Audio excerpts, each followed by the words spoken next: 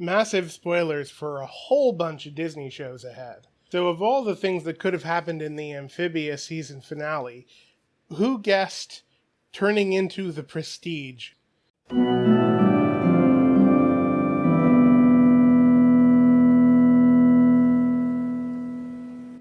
Well, I'm back from my month-long vacation this week, and my health is much improved.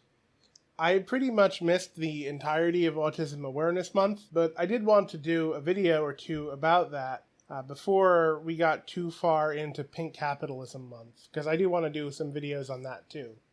And since we've just had two fantastic finales from Disney Channel shows, and this image has been seared into my consciousness, I want to talk about how Disney represents autism in their shows. In particular, TV animation, except for a bonus surprise series we'll talk about briefly at the end. I'm focusing my discourse on shows I'm completely caught up on, so no Star Versus or Gravity Falls, though I do hope to finish up on the latter soon. Let me know in the comments if you can think of autism representation in Disney that I missed. It's probably just because I haven't seen it. So if you're new here and curious about the kind of videos I make, I mostly do videos about philosophy and theology, usually from a philosophical rationalist perspective.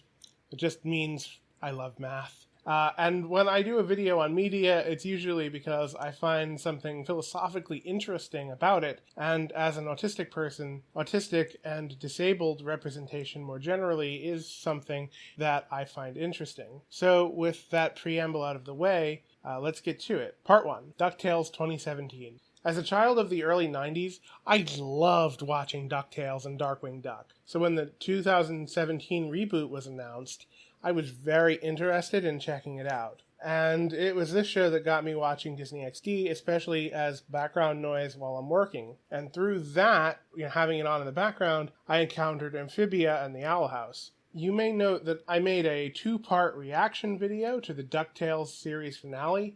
Yeah, this show caught me right in the feels. So I've already said a lot about it and how autism representation worked in it. So I'm going to keep this section short, but to briefly recap, Season 3 of DuckTales 2017 gave us the heavy implication that Huey, the red one, is autistic. Most of these implications come from one episode, Season 3, Episode 6, Astro Boyd, where Huey bonds with a character, Boyd, who turns out to be a robot. Both feel alienated from their peers, both love rules and order. The dialogue includes things like, he's just wired differently, and Huey happy stimming. Huey's character arc is concluded in the series finale when his brothers acknowledge and respect his unique and different way of thinking. Of course, Huey is never confirmed to be autistic on screen. Now, if you've seen my review of Ghostbusters Afterlife, you know I advanced the hypothesis that the state of autistic representation right now allows for compelling autistic stories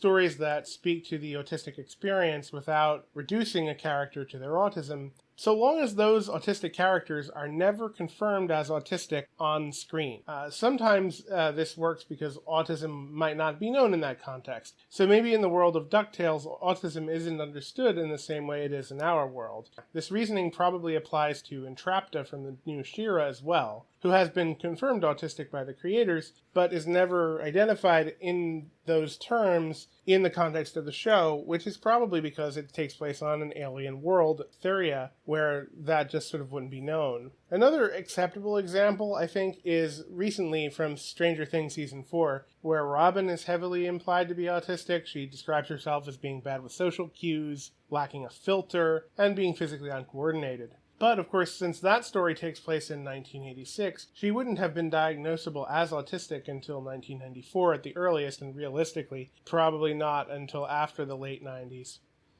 But when characters in our world with modern day are heavily autistic-coded, such as Phoebe Spangler from Afterlife, official on-screen confirmation of such good representation would be appreciated, especially because when the characters are confirmed autistic, it usually goes poorly. We'll be back to this theme a few times, unfortunately.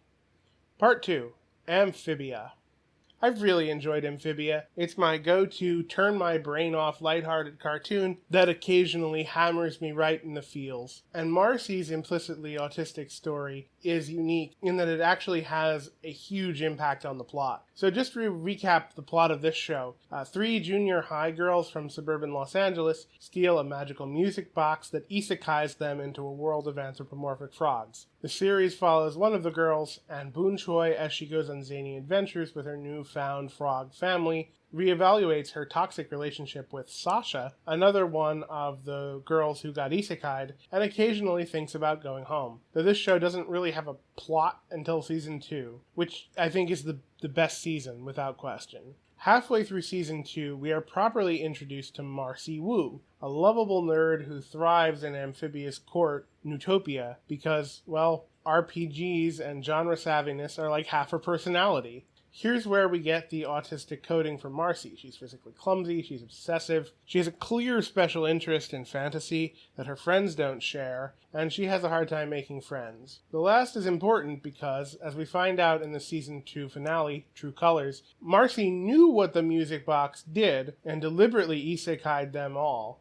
because she was moving and didn't want to be taken away from them. So the whole plot of this show is about an autistic-coded girl doing something desperate and stupid because she didn't want to be alone. She didn't want to lose her friends and struggle to make new friends wherever she moved to. Now, that seems like pretty powerful storytelling. And as somebody who's experienced, one of your few friends that you make in high school transferring away, not seeing them again, I resonate with your pain, girl. The show ended up more or less how I wanted it to, sticking to its guns about the girls never returning to Amphibia and being given a chance to grow up. Even Marcy, who comes to accept moving away after all her growth in Amphibia. I really enjoyed Bill Farmer's performance as Hop Pop and Keith David as Andreas. Keith David is always great in everything he's in. I can't believe they killed off Anne Prime. And I don't think there's any way to argue around it that our Anne Prime as I call her, is anything other than dead. They've left the Amphibia side of the storyline open for more adventures. And on the human side, artificial portals are still a possibility, though I think they should probably just let that half of the story rest.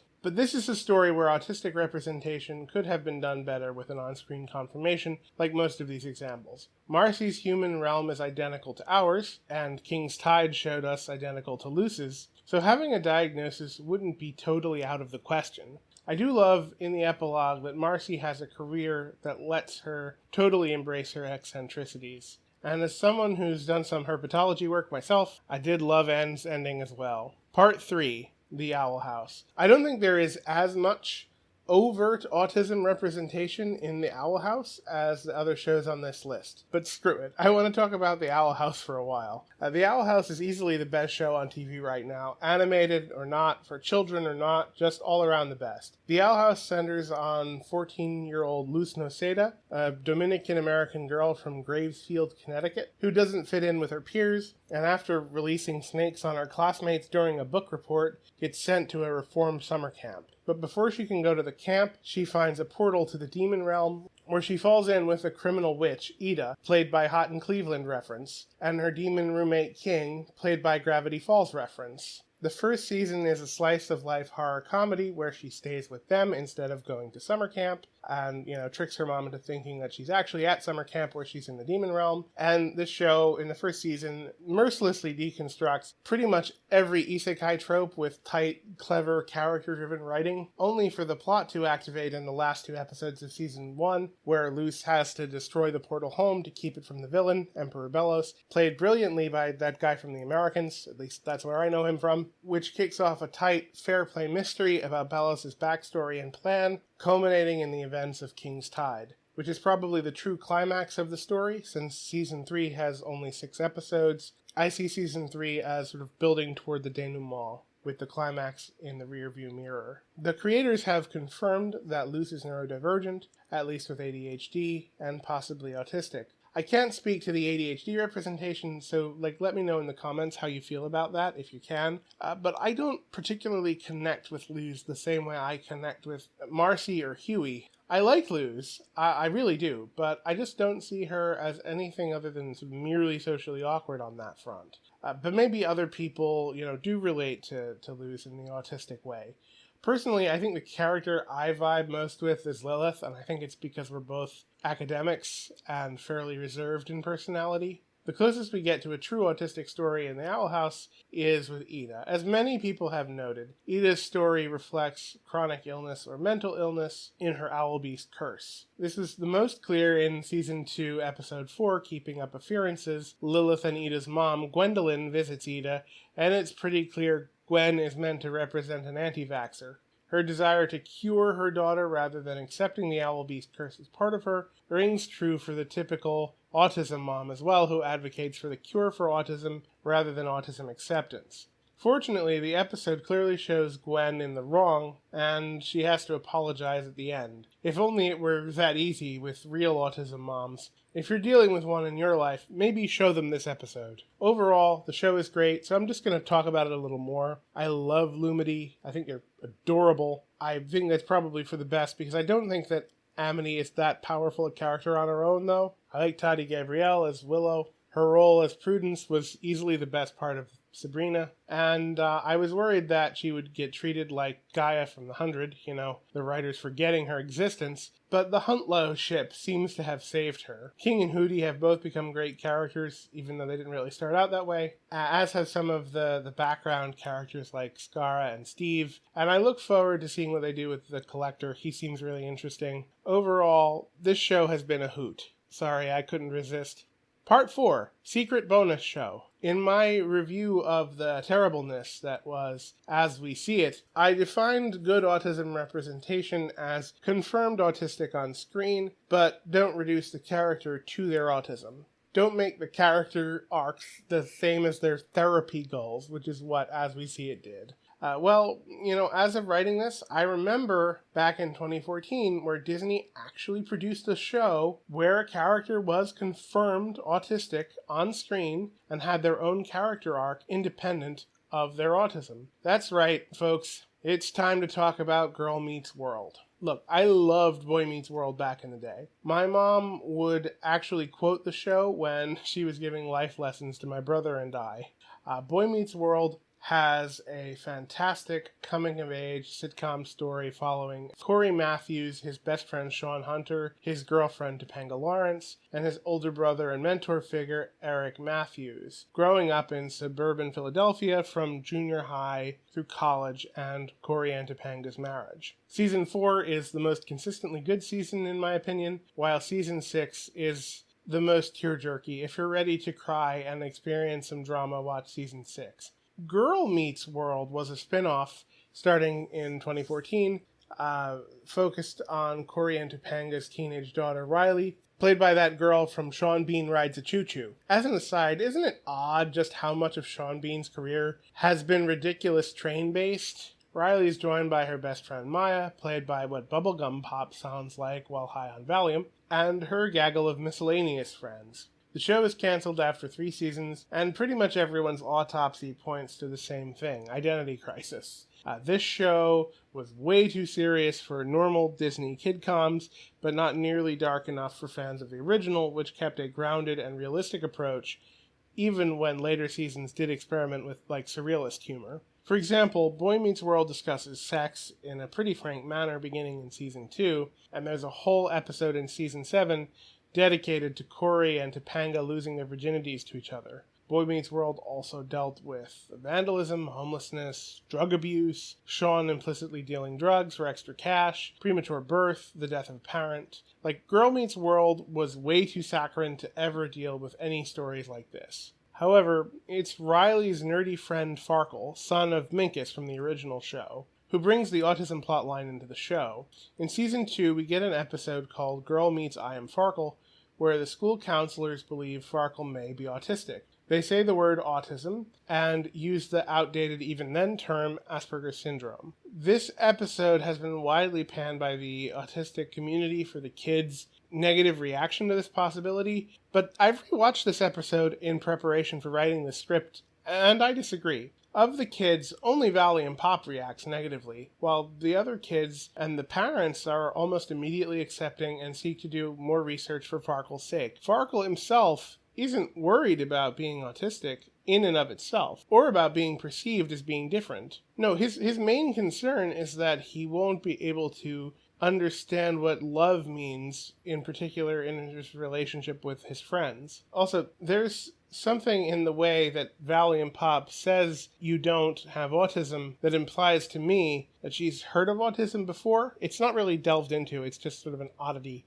You can remember that these are scared 14, 13-year-old kids, and I think they handle it pretty realistically.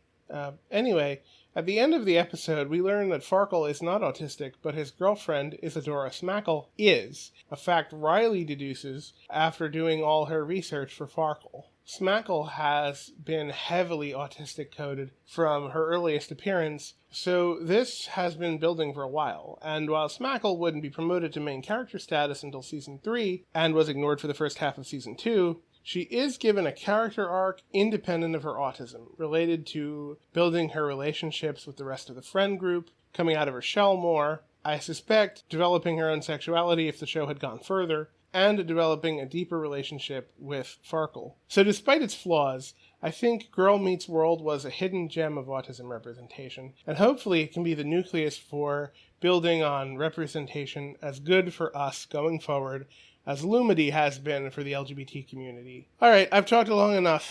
Take care, friends. Bye!